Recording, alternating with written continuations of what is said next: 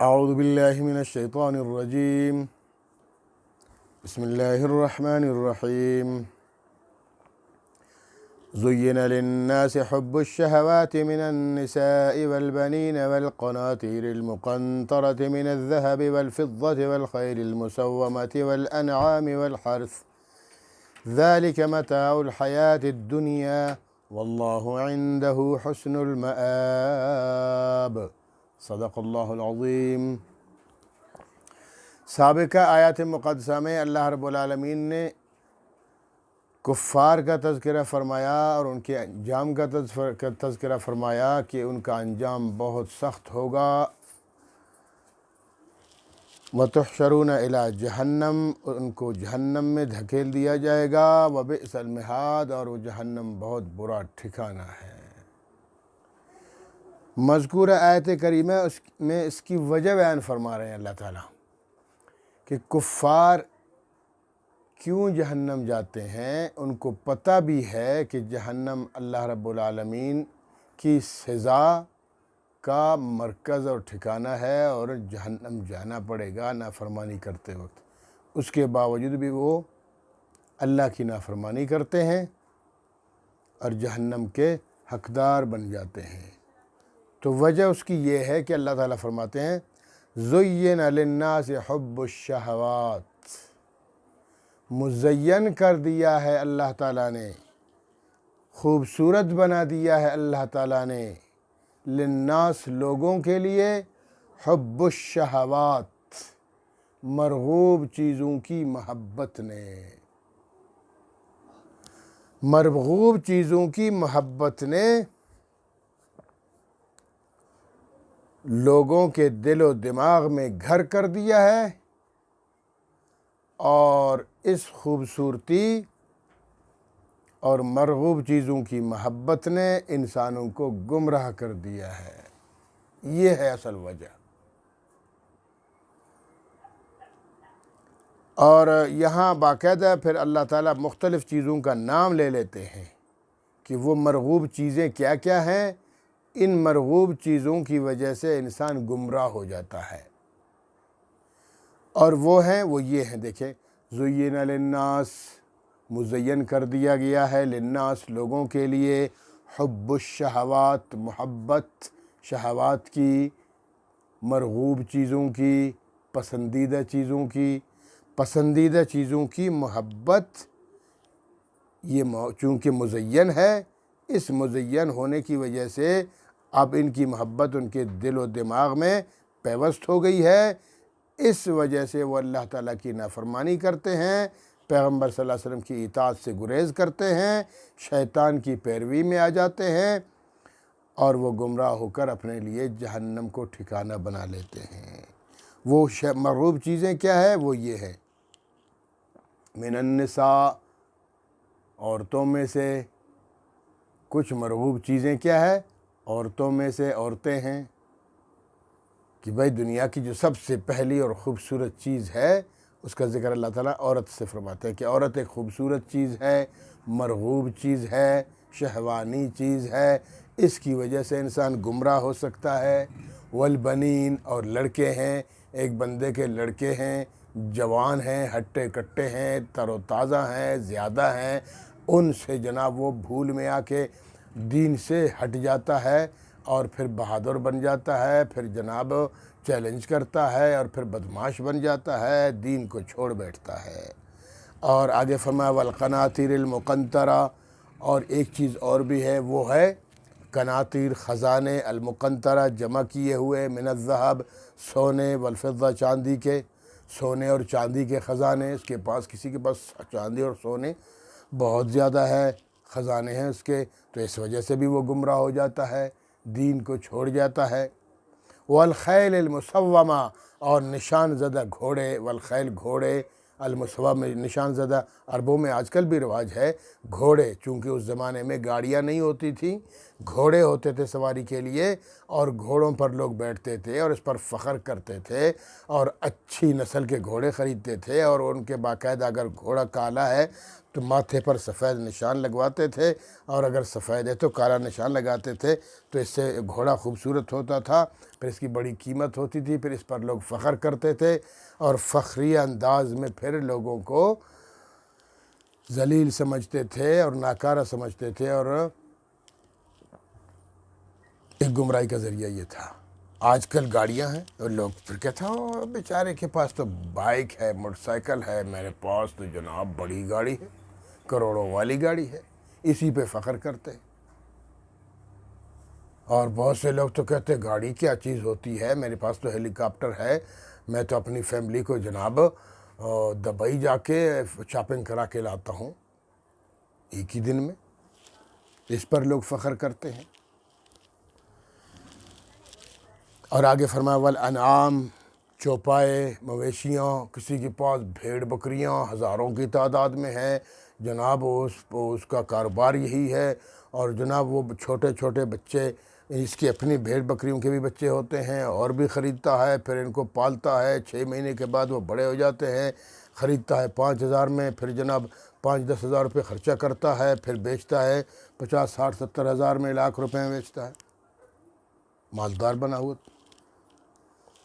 والحرث، اور کھیتیاں، لوگوں کی کھیتیاں ہیں، باغات ہیں، پھل ہیں، فروٹ ہے، غلہ جات ہیں، فصلیں ہیں، اس کی وجہ سے بھی جناب لوگ مغرور ہو جاتے ہیں اور پھر اللہ کو بھول جاتے ہیں۔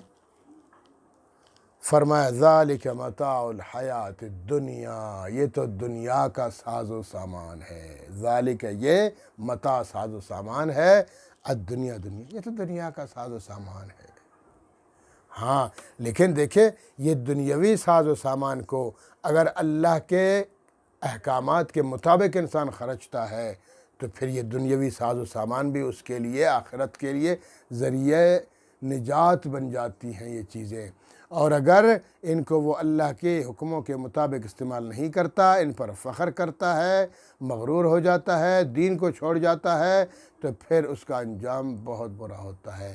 کیونکہ جیسے یہاں فرمایا نا، اسی طرح ایک دوسری جگہ بھی اللہ تعالیٰ فرماتے ہیں اس کی وجہ بیان فرماتے ہیں کہ انا جعلنا، سورہ کہف میں فرماتے ہیں انا جعلنا ما علی الارض زینۃ لہا، یہ دنیاوی جو زمین میں ہم نے لوگوں کو جو چیزیں عطا کی ہیں یہ دنیا کی زیب و زینت ہے بس۔ اس کی وجہ کیا ہے؟ یہ ہم لوگوں کو کیوں دیتے ہیں؟ کسی کو جناب دولت دے دیتے ہیں، کسی کو جناب مویشیاں دے دیتے ہیں، اور کسی کو جناب مارکیٹیں دیتے ہیں، دولت سے نوازتے ہیں، بہت مختلف چیزیں۔ تو یہ وجہ کیا ہے؟ وجہ اس کی یہ ہے لِنَبْلُوَهُمْ أَيُّهُمْ أَحْسَنُ عَمَلًا، تاکہ ہم ان چیزوں کی وجہ سے اس کو آزمائیں، اس کو ہم آزماتے ہیں۔ کسی کو حسن دیتے ہیں، حسن کی وجہ سے آزماتے ہیں، کسی کو مال دیتے ہیں، مال کی وجہ سے آزماتے ہیں، کسی کو خوش آوازی دیتے ہیں، اس خوش آوازی کے ذریعے سے آزماتے ہیں، کسی کو اولاد وافر مقدار میں دیتے ہیں، اسی کو اس سے آزماتے ہیں۔ تو یہ سب آزمائش ہیں۔ انما اموالکم و اولادکم فتنہ، دوسری جگہ ہے تمہارا جو مال ہے اور تمہاری جو اولاد ہے یہ تمہارے لیے فتنہ ہے، آزمائش ہے۔ فتنہ کا مطلب آزمائش، آزمائش ہے کہ تم اس مال کو اللہ کی راہ میں خرچتے ہو یا شیطان کی راہ میں خرچتے ہو۔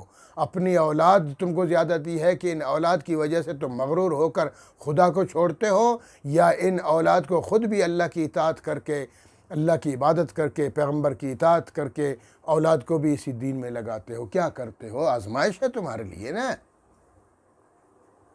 تو اس لیے فرمایا لِنَبْلُوَهُمْ أَيُّهُمْ أَحْسَنُ عَمَلًا، ہم لوگوں کو ان مرغوب چیزوں سے مالا مال کرتے ہیں تاکہ ہم ان کو آزما سکیں کہ وہ اس بارے میں اللہ کے احکامات کے مطابق چلتے ہیں یا اللہ کے احکامات کی خلاف ورزی کرتے ہیں۔ أَيُّهُمْ أَحْسَنُ عَمَلًا، ان کی وجہ سے کون اچھے اعمال کرتا ہے، سخاوت کرتا ہے، خیر خیرات کرتا ہے، زکوٰۃ دیتا ہے، بیواؤں اور یتیموں کی پیروی کرتا ہے، پرورش کرتا ہے، یا تو جناب اپنے مال کو دنیاوی چیزوں میں لگا کے جناب مشہور ہونے کی کوشش کرتا ہے اور پھر ریاکاری کرتا ہے، سخاوت نہیں کرتا، دکھاوا کرتا بھی اگر دکھاوے کے لیے، تو پھر یہ تباہی ہے۔ اس لیے فرمایا کہ زین للناس حب الشہوات، لوگوں کے لیے مزین کر دیا گیا ہے حب الشہوات، مرغوب چیزوں کی محبت۔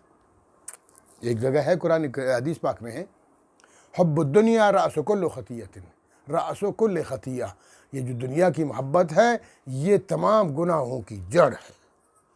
دنیا کی محبت، مال و دولت کی محبت، سونے چاندے کی محبت، یہ رأس کل خطیہ، تمام گناہوں کی جڑ، تمام گناہوں کا سرغنہ ہے یہ محبت دنیا کی۔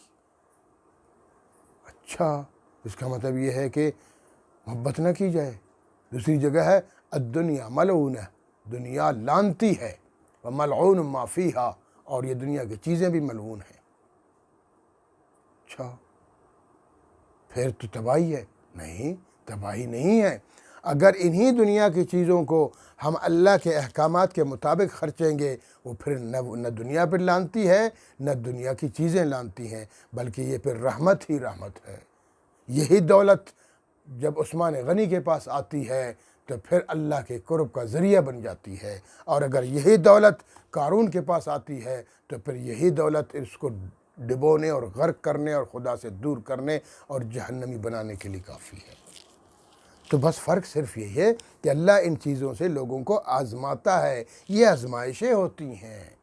اگر ان کو لوگ آزمائش سمجھ کر اللہ کے احکامات کے مطابق چلیں گے تو کامیابی مقدر بن جائے گی، اور اگر ان چیزوں کو لوگ اللہ کے احکامات کے مطابق نہیں بلکہ اللہ کے احکامات کی خلاف ورزی میں استعمال کریں گے تو پھر تباہی ان کی مقدر بن جاتی ہے۔ تو اس لیے فرمایا ذالک متاع الحیات الدنیا، یہ تو دنیاوی ساز و سامان ہے۔ پہلے بھی میں شاید بتا چکا ہوں کہ دیکھیں، مثنوی نے علامہ رومی رحمۃ اللہ علیہ نے زبردست ایک شعر لکھا ہے کہ آب اندر زیر کشتی پستی است، کشتی است، اور آب در کشتی ہلاک کشتی است۔ کیا مطلب؟ کشتی پانی پہ چل رہی ہے، سمندر کے اوپر کشتی چل رہی ہے، جب تک کشتی پانی کے اوپر چلتی رہتی ہے تو یہ سمندر اس کے لیے محافظ ہے، اور جب وہی پانی سمندر کا کشتی کے اندر آ جاتا ہے تو کشتی کو ہلاکت کا ذریعہ بن جاتا ہے وہ پانی۔ کیا مطلب؟ مطلب یہ ہے کہ اللہ پاک نے دولت دی ہے، ہر کسی کو دولت کچھ نہ کچھ تو دی ہے نا۔ انسان کو چاہیے اس دولت کے ساتھ محبت نہ کرے، اس کو ضرورت سمجھ کے استعمال کرے، بس اتنا فرق ہے۔ دولت سے محبت نہیں کرنی، دنیا سے محبت نہیں کرنی، ساز و سامان سے محبت نہیں کرنی، بلکہ ان کو ضرورت سمجھ کے استعمال کرنا ہے۔ جیسے ٹیشو پیپر ہے، اس کو آپ ناک صاف کر کے پھینک دیتے ہیں، دنیا کو بھی اسی طرح ضرورت سمجھ کے استعمال کرے اور پھینک دے، محبت نہیں کرنی۔ اگر دنیا سے محبت کر لی پھر یہ محبت تباہی ہو جائے گی، بالکل وہ کشتی کی طرح کہ جب تک پانی کے اوپر کشتی چلتی رہے گی صحیح سلامت پار ہو جائے گی، اور اگر وہ پانی کشتی کے اندر آ گیا تو پھر کشتی کی تباہی و بربادی کا ذریعہ بن گیا۔ تو ہمیں بھی چاہیے کہ دنیا کے ساز و سامان سے محبت نہ کریں، بلکہ ان کو ضرورت سمجھ کے استعمال کریں، اور اللہ کے احکامات کے مطابق چلیں گے تو کامیابی ہو جائے گی۔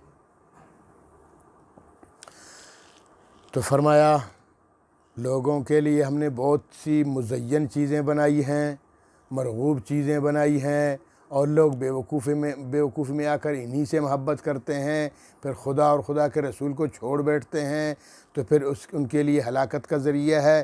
تو اس لیے فرمایا ذالک متاع الحیات الدنیا، تو دنیا کا ساز و سامان ہے، واللہ عندہ حسن المآب، اور اللہ کے پاس، واللہ عندہ، اور اللہ کے پاس، عندہ پاس اس کے، حسن المآب، بہترین ٹھکانہ ہے۔ اصل ٹھکانہ تو جنت ہے نا، اصل ٹھکانہ تو آخرت میں ہے۔ تو انسان کو چاہیے کہ دنیا میں تو 4 روزہ زندگی ہے، گزر بسر کر کے اس کو گزار دے، اصل ٹھکانہ تو جنت ہے۔ انسان اللہ کے احکامات کے مطابق چلے گا تو اللہ رب العالمین اس کو جنت عطا فرمائے گا، یا اگر دنیا میں اللہ نے یہ چیزیں عطا بھی فرمائی ہیں تو اللہ کے حکموں کے مطابق ان کو لگا لے گا تو پھر اللہ کی رضامندی مل جائے گی، اللہ کی رضا اور رضوان۔ تو اس لیے فرمایا واللہ عنده حسن المآب، اللہ کے پاس بہترین ٹھکانہ ہے۔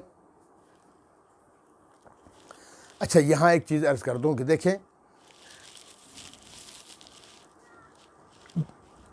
زین للناس حب الشہوات، اللہ نے فرمایا نا کہ مزین کر دیا گیا ہے لوگوں کے لیے مرغوب چیزیں، مرغوب چیزوں کی محبت۔ اب مرغوب چیزوں میں سب سے پہلے نساء کا ذکر فرمایا، عورتوں کا، یہی عورت ہے۔ قرآن نے دوسری جگہ کیا فرمایا؟ ہن لباس لکم وانتم لباس لہن، تم ان کے لیے لباس ہو اور وہ عورتیں تمہارے لیے لباس ہیں۔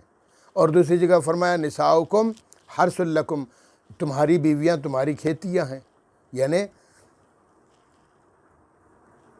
بطور فصل تم ان کو استعمال کرتے ہو، اولاد پیدا ہو جاتی ہے۔ تو دیکھیں یہ ایک نعمت ہے، تمہاری بیوی بھی تمہارے لیے نعمت ہے۔ اور ایک اور حدیث پاک میں ہے خیر متاع الدنیا المرأۃ الصالحہ، دنیا کے متاع میں سے ساز و سامان میں سے ایک بہترین ساز و سامان نیک عورت ہے۔ تو اگر نیک عورت مل جائے اور پھر بندہ بھی اس کے ساتھ نیکی کرے، ایک دوسرے کے حقوق ادا کریں اور اللہ کے حکموں کے مطابق چلیں تو یہ دیکھیں تو پھر تو ٹھیک ہے۔ اور اگر صرف شہوت رانی ہی ہوگی اور بیوی کی محبت میں آ کے دین چھوڑ جاؤ، یا خود دنیا دار اور بیوی دیندار ہے اس کو بھی خراب کر دو، پھر تو تباہی اور بربادی ہے۔ اس لیے ہر چیز کے بارے میں انسان کو چاہیے، اولاد کے بارے میں بھی یہی ہے کہ اولاد بھی آزمائش ہے، نیک بنو۔ اگر اولاد نیک ہوگی تو پھر تو بہت ہی فائدہ ہے، زبردست ہے۔ قرآن کریم میں دوسری جگہ ہے نا والذین آمنوا واتبعتہم ربہم ذریتہم، اور جو لوگ ایمان لاتے ہیں اور اللہ کے احکامات کے مطابق چلتے ہیں تو ہم پھر ان کی ذریت کو بھی ان کی متبعین بنائیں گے کہ وہ بھی اچھے ہو جائیں گے بے ایمان کے ساتھ۔ الحقنا بہم ذریتہم، قیامت کے دن ہم اس کو ایسے لوگوں کو ان کی اولاد کے ساتھ ملا دیتے ہیں۔ تو کیا بہترین آفر ہے خدا کی طرف سے کہ ہم دنیا میں بھی اپنی اولاد کو دین کے مطابق چلائیں گے تو دنیا میں بھی اچھی زندگی گزاریں گے، ایک ساتھ گزاریں گے، خوشی ایک ساتھ، اور آخرت میں بھی۔ یہ پھر کیا فائدہ کہ والدین جہنم میں ہوں اولاد جنت میں ہو، اولاد جنت میں ہو اور والدین جہنم میں ہو؟ نہیں، وہاں بھی اگر ہم دین کے مطابق چلیں گے تو ہماری اولاد کو بھی اللہ پاک قیامت کے دن ہمارے ساتھ فرمائیں گے۔ تو اس لیے فرمایا ذالک متاع الحیات الدنیا، یہ تو دنیاوی ساز و سامان ہے۔ واللہ عنده حسن المآب، اور اللہ کے پاس بہترین ٹھکانہ ہے، جنت ہے۔ کل میرے پیغمبر آپ فرما دیجئے، اب دوسری آیت ہے، انہی کے بارے میں اللہ تعالیٰ فرماتے ہیں کل میرے پیغمبر آپ فرما دیجئے اعنبئکم، کیا میں تمہیں نہ بتاؤں، کیا میں تمہیں تنبیہ نہ کروں، کیا تمہیں میں خبردار نہ کروں بخیر من ذالکم، ان سے بھی بہتر، ان سے بھی بہتر کہ تم انہی کو اللہ کے احکامات کے مطابق استعمال کرو، یہی تو بطور آزمائش کے پھر تمہارے لیے نیکیاں ہیں۔ اور وہ کیا ہے؟ اس کے لیے فرمایا للذین اتقوا عند ربہم، لیکن یہ ان لوگوں کے لیے ہے جو تقوی اور پرہیزگاری اختیار کرتے ہیں عند ربہم، اپنے رب کے پاس اطاعت گزاری، تقوی اور پرہیزگاری سے زندگی گزارتے ہیں تو ان کے لیے 3 انعامات کا تذکرہ فرمایا۔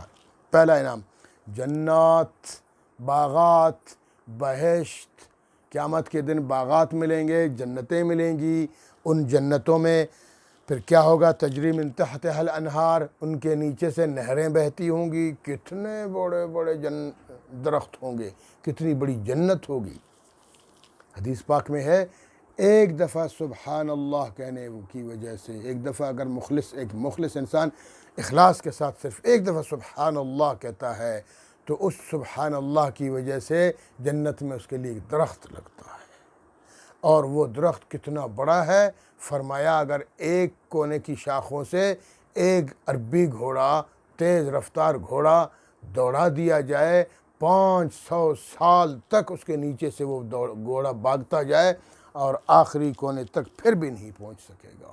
یہ صرف ایک دفعہ سبحان اللہ کہنے کی وجہ سے ایک درخت لگتا ہے، وہ اتنا بڑا درخت ہے۔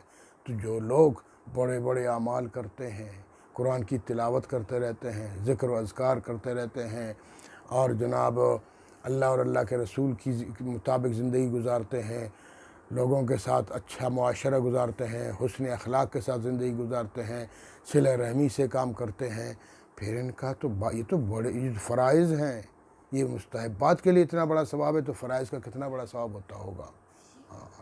تو اس لیے فرمایا ایسے لوگوں کے لیے جنات ہیں، باغات ہیں، تجری من تحت الانہار، ان کے نیچے سے نہریں بہہ رہی ہوں گی ان کو سیراب کرنے کے لیے، خالدین فیہا، وہ نہریں ہمیشہ ہوں گی ان جنتوں میں، وہ باغات بھی ہمیشہ جنتوں میں ہوں گے، اور یہ جو جنت جانے والے لوگ ہیں یہ بھی ہمیشہ، اور یہ نہیں، اور پھر ان کے جو پھل اور میوہ جات ہیں وہ بھی دائمی ہیں، یہ موسمی نہیں ہے کہ جیسے یہاں جناب بھی اب آم کا موسم ہے تو پھر مالٹے نہیں ہوتے اس وقت، پھر جب مالٹے کے موسم آ جائے گا پھر آم نہیں، سال بھر ہمیشہ کے لیے جنت میں خالدین فیہا، پھل فروٹ بھی ہمیشہ ہوں گے، باغات بھی ہمیشہ رہیں گے، ان کی سرسبز و شادہ بھی ہمیشہ رہے گی، اور بندے جنتی بھی ہمیشہ ان میں رہیں گے۔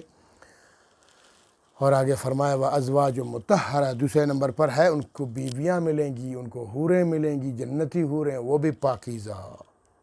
ایک تو یہ ان کو بھی اللہ تعالیٰ وہاں پاکیزہ بنائیں گے، وہ جو دنیاوی ہیں، اگر نیک ہے، بیوی بھی نیک ہے، بندہ بھی نیک ہے، تو یہ دونوں جنت میں آپس میں ملیں گے، پھر یہ دونوں پاکیزہ ہو جائیں گے، یہی والی بیوی بھی پاکیزہ ہو جائے گی۔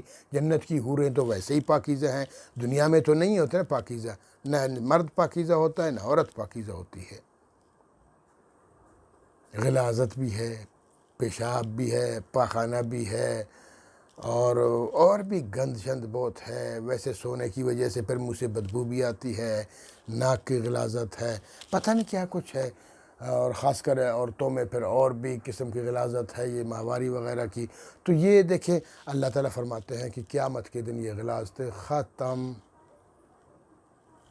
اور وہاں صرف جوانی ہوگی، خوبصورتی ہوگی، اور پھر حوریں ملیں گی، وہ بھی پاکیزہ حوریں ہوں گی، اور پھر یہ جو بیوی ہوگی یہ پھر ان کی سربراہ ہو جائے گی، ان سے بھی زیادہ اللہ پاک اس کو اس میں جمال عطا فرمائے گا۔ تو دوسرے نمبر پر وَأَزْوَاجٌ مُطَہَّرَةٌ، پاکیزہ چیزیں۔ اگر دنیا میں تم لوگوں نے خود بھی دین پہ عمل کیا، اپنی بیویوں کو بھی دین پہ عمل کرنے کی ترغیب دی، قیامت کے دن جب تم آپس میں ملو گے پھر حوریں بھی ملیں گی، اور تمہاری بیوی حوروں کی سردار بنے گی۔ اور تیسرے نمبر پر فرمایا وَرِضْوَانٌ مِّنَ اللَّهِ، وَرِضْوَانٌ مِّنَ اللَّهِ، اللہ کی طرف سے رضامندی کا اعلان ہو جائے گا۔ یہ ہے سب سے بڑی چیز کہ اللہ رب العالمین قیامت کے دن لوگوں کو کیا عطا فرمائیں گے؟ اپنی رضا کا اعلان فرمائیں گے۔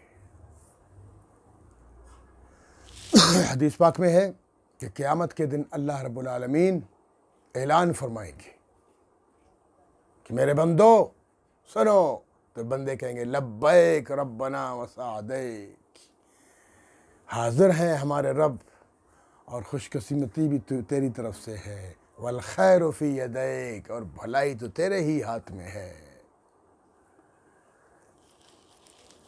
تو فرمایا کہ دیکھو میں نے تمہیں جنت عطا کی ہے، کیسی جنت لگی؟ بندے کہیں گے اللہ جی بہت بہترین۔ دوسری جگہ ہے نا قرآن کریم میں وَفِيهَا مَا تَشْتَهِيهِ الْأَنفُسُ، جنت میں انسان کو وہ کچھ ملے گا جو اس کا جی چاہے گا۔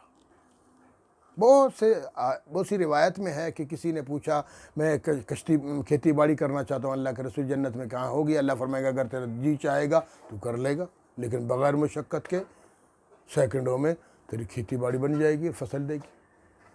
یعنی وہاں اور بھی سوالات لوگوں نے کیے، تو اللہ تعالیٰ کے رسول نے فرمایا اگر تیرا جی چاہے گا، اللہ کا وعدہ ہے وَفِيهِ مَا تَشْتَهِيهِ الْأَنفُسُ، جنت میں تجھے وہ کچھ ملے گا جو تو چاہے گا، تیرا جی چاہے گا۔ اور آگے فرمایا وَتَلَذُّ الْأَعْيُنُ، جنت میں تمہیں وہ کچھ ملے گا کہ تیری آنکھیں ٹھنڈی ہو جائیں گی۔ سبحان اللہ، سبحان اللہ وبحمدہ، سبحان اللہ العظیم۔ جنت تو اللہ رب العالمین نے اپنے بہترین اور بندوں کے لیے اچھا ٹھکانہ بنا کے رکھا ہے۔ اللہ ہم سب کو جنت عطا فرمائے، اللہ ہم سب کے گناہوں سے مغفرت فرمائے، ہمیں گناہوں کو بخش دے اور جنت عطا فرمائے۔ وہ بہترین جگہ ہے۔ تو اللہ تعالیٰ اعلان فرمائیں گے کہ لوگو جنت تو دے دی، جنت سے خوش ہو؟ اللہ جی بہت خوش ہے۔ فرمایا کوئی کمی؟ عرض کریں گے اللہ جی کوئی کمی نہیں ہے۔ فرمایا نہیں ایک کمی ہے، ایک نعمت اور بھی باقی ہے۔ تو جنتی کہیں گے اللہ جی وہ عنایت فرمائی دیجیے۔ تو اللہ تعالیٰ فرمائیں گے آج میں اپنی رضا کا اعلان کرتا ہوں، تم سے راضی ہوں، کبھی ناراض نہیں ہوں گا۔ اور پھر اللہ تعالیٰ اپنا دیدار مرحمت فرمائیں گے۔ سبحان اللہ، یہ بڑی نعمتیں ہیں۔ تو ہم دنیا کی چیزوں میں آ کے جناب ٹھیک ہے یہ بھی نعمتیں ہیں، لیکن یہ ان کی نقل ہیں، اصل تو جنت میں ہے۔ ہم نقل کے پیچھے پڑ کر اصل چیز کو بھلا بیٹھے، خدا کو بھلا بیٹھے ہیں اور نبی کی اطاعت کو چھوڑ چکے ہیں۔ اور چونکہ یہ نقدی ہے نا، وہ ذرا نظروں سے اوجھل ہے، اسی وجہ سے تو عقل مند انسان ٹھیک ہے ان کو استعمال کرتا ہے اللہ کے حکموں کے مطابق، نہ کہ جناب پھر بیوقوف بن کر پھر دینداروں کا مذاق اڑانا، پھر نمازیوں کا مذاق اڑانا، پھر ٹوپی کا مذاق اڑانا، پھر داڑھی کا مذاق اڑانا، پھر دینداری کا مذاق اڑانا، قرآن کریم کا نعوذ باللہ مذاق اڑانا۔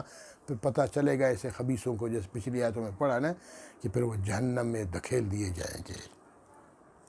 ہاں تو آگے فرمایا واللہ بصیر بالعباد، اور اللہ دیکھنے والا اپنے بندوں کو۔ ہاں اللہ فرماتا ہے میں تمہیں دیکھ رہا ہوں۔ یہ نہیں کہ جناب تم جیسے لوگ کہتے ہیں نا ہاں بھائی میں تو نیک آدمی ہوں، میں نے زندگی میں کبھی برائی نہیں کی۔ اچھا اللہ تو دیکھ رہا ہے نا کہ تو واقعی جھوٹ بولتا ہے یا سچ بول رہا ہے۔ تو اللہ تو دیکھ رہا ہوتا ہے تمہیں، تمہارے اعمال کو دیکھتا ہے، تمہاری برائیوں کو بھی دیکھتا ہے، تمہاری اچھائیوں کو بھی دیکھتا ہے۔ واللہ بصیر بالعباد، اللہ اپنے بندوں کو دیکھ رہا ہے۔ اور اللہ کے بندے کون ہیں پتہ ہے؟ آگے فرمایا الذین یقولون، جو لوگ کہتے ہیں، اللہ کے نیک بندے کہتے ہیں، الذین یہ وہ لوگ ہیں، یقولون جو کہتے ہیں ربنا اننا آمنا، اے ہمارے رب ہم تجھ پر ایمان لے آئے، فاغفر لنا ذنوبنا، اے ہمارے رب ہمارے گناہوں کو معاف فرما دیجئے، فاغفر لنا ہمارے لیے معاف فرما دیجئے، مغفرت فرما دیجئے، ذنوبنا ہمارے گناہوں کو، وقنا عذاب النار، اے اللہ ہمیں عذاب جہنم کے عذاب سے محفوظ فرمائیے، وقنا بچا دیجئے، محفوظ فرما دیجئے ہمیں عذاب النار، جہنم کے آگ سے۔ غرور نہیں کرتے ہیں، تکبر نہیں کرتے ہیں، نیکیاں کرنے کے باوجود بھی اپنے رب سے ہمیشہ دعا کرتے رہتے ہیں، عاجزی کرتے رہتے ہیں۔ آگے پھر ان کی صفات بیان فرما رہے ہیں الصابرین، یہ لوگ صبر کرنے والے ہیں۔ صبر کی پہلے میں سورہ بقرہ میں وہ صبر کی بات پر پوری تفصیل سے بات کر چکا ہوں کہ صبر 3 چیزوں کے بارے میں ہے۔ الصبر علی الطاعات، عبادات پر صبر کرنا، یعنی اللہ کے تمام جو عبادات کا حکم دیا ہے ان عبادات کو پر صبر کرنا، یعنی ان عبادات کو پورا کرنا۔ اور دوسرے نمبر پر ہے والصبر عن المعصیہ، گناہوں سے صبر کرنا کہ اللہ نے کہا یہ چیز نہ کرو، یہ نہ کرو، یہ نہ کرو، اپنے نفس کو کنٹرول کرو اور گناہوں سے دور رہو۔ یہ بھی صبر کی دوسری قسم ہے۔ اور تیسری صبر کی قسم ہے والصبر علی البلیات، مشکلات پر، مصیبتوں پر، غموں پر، تکلیفوں پر صبر کرو کہ اللہ کی طرف سے مصیبت آئی ہے، اللہ ہی ٹال دے گا، ختم کر دے گا۔ ہاں تو جو فرمایا الصابرین، یہ اللہ کے نیک بندے صبر کرنے والے ہیں، والصادقین، یہ سچ بولنے والے ہیں۔ ہاں یہ سچے لوگ ہوتے ہیں، دین میں بھی سچائی سے کام کرتے ہیں، دکھاوے کے لیے نہیں ہے، سچے مخلص اللہ کے لیے۔ والقانتین، اور عاجزی کرنے والے ہیں، عاجزی کرتے ہیں، دیندار ہونے کے باوجود بھی عاجزی کرتے ہیں۔ نماز پڑھ کے واپسی پہ آ کے یہ نہیں کہتے کہ میں نے نماز پڑھی تو بہت بڑا تیر چلایا اور جسے نماز نہیں پڑھی وہ جہنمی ہے، اپنے آپ کو غرور کر کے تم تکبر نہیں، تمہاری یہ نماز تو پھر نہیں، تو پھر شیطان کو خوش کر رہا ہے۔ یا کوئی بھی عبادت، ٹھیک ہے، عبادت کر کے بھی عاجزی کرے۔ والمنفقین، اور اللہ کی راہ میں خرچ کرنے والے ہیں، سخی لوگ، مہربان لوگ، بیواؤں اور یتیموں اور مسکینوں اور محتاجوں کی مدد کرنے والے لوگ، یہ بھی اللہ کے نیک بندے ہیں۔ والمستغفرین بالاسحار، اور اسپیشلی طور پر استغفار کرتے ہیں سحری کے وقت، رات کے آخری پہر میں تہجد کے لیے کھڑے ہو کر اللہ رب العالمین کی بارگاہ میں عاجزی کرتے ہیں، دعا کرتے ہیں کہ اے اللہ معاف کر دے، کیونکہ اس وقت حدیث پاک میں ہے کہ اللہ رب تبارک و تعالیٰ آسمان دنیا پہ تشریف لاتے ہیں۔ کیسے لاتے ہیں؟ وہ متشابہات والی باتیں ہیں، بس اللہ نے کہہ دیا ایمان ہے، حقیقت کیسے آتے ہیں وہ ہمیں نہیں پتہ، وہ یہ متشابہات والی آیت ہے نا۔ تو حدیث پاک میں کہ اللہ تعالیٰ آسمان دنیا پہ تشریف لاتے ہیں اور پھر اعلان فرماتے ہیں، ہے کوئی حاجت مند کہ وہ اپنی حاجت میرے سامنے پیش کر دے، میں اس کی حاجت پوری کر دوں۔ ہے کوئی رزق کی تلاش کرنے والا کہ وہ مجھ سے رزق مانگے، میں اس کی رزق میں برکت عطا کر دوں۔ ہے کوئی گناہوں کا ڈوبا ہوا بندہ اپنے گناہوں سے مغفرت مانگے، میں اس کے گناہوں کو بخش دوں۔ سبحان اللہ۔ تو یہ رات کے سحری کے وقت اللہ تعالیٰ منادی فرماتے ہیں، تو انسانوں کو چاہیے کہ اٹھیں۔ اور کچھ روایت میں مستغفرین بالاسحار سے مراد فجر کی نماز بھی ہے کہ رات کے آخری پہر میں ہے تو لوگ اٹھتے ہیں، اپنے رب کو یاد کرتے ہیں، والمستغفرین بالاسحار، اور استغفار کرتے ہیں اسپیشلی طور پر سحری کے وقت۔ اللہ رب العالمین ہمیں ان تمام آیات پہ چلنے کی توفیق عطا فرمائے۔ وآخر دعوانا ان الحمدللہ رب العالمین۔